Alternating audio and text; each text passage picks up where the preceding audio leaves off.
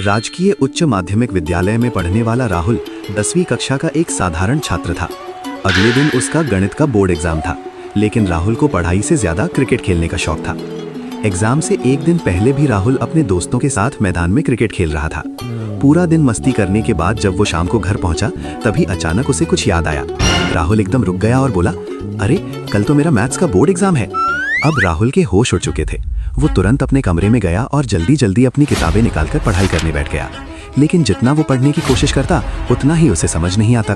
कभी वो किताब खोलता, कभी अपनी स्कूल ड्रेस ढूंढने लगता, कभी अपना आईडी कार्ड ढूंढने लगता। पूरा कमरा बिखर चुका था। राहुल परेशान होकर बोला, इतना सारा सिलेबस मैं एक रात में कैसे पढ़ूंगा।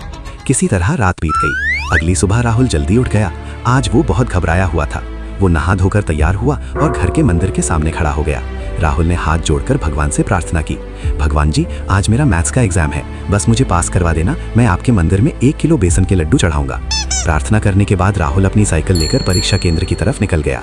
कुछ देर बाद वो अपने परीक्षा केंद्र राजकीय उच्च माध्यमिक विद्यालय पहुंच गया। सभी छात्र थोड़े घबराए हुए थे। थोड़ी देर बाद शिक्षक ने सभी छात्रों को गणित का प्रश्न पत्र बांट दिया। जैसे ही राहुल ने पेपर खोला, उसके चेहरे का रंग बदल गया। उसके माथे पर पसीना आने लगा। राहुल धीरे से बोला, अरे बाप रे, मेरी तो पेपर देखकर ही फट रही है, इसमें से तो मुझे कुछ भी नहीं आता। किसी तरह राहुल ने पूरा समय काटा और एग्जाम खत्म होने का इंतजार करता रहा।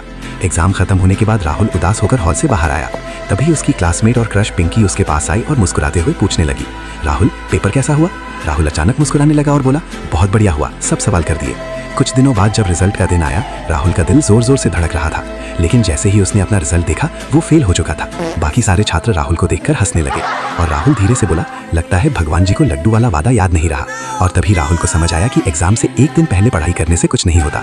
अगर पास होना है तो पूरे साल मेहनत करनी पड़ती है।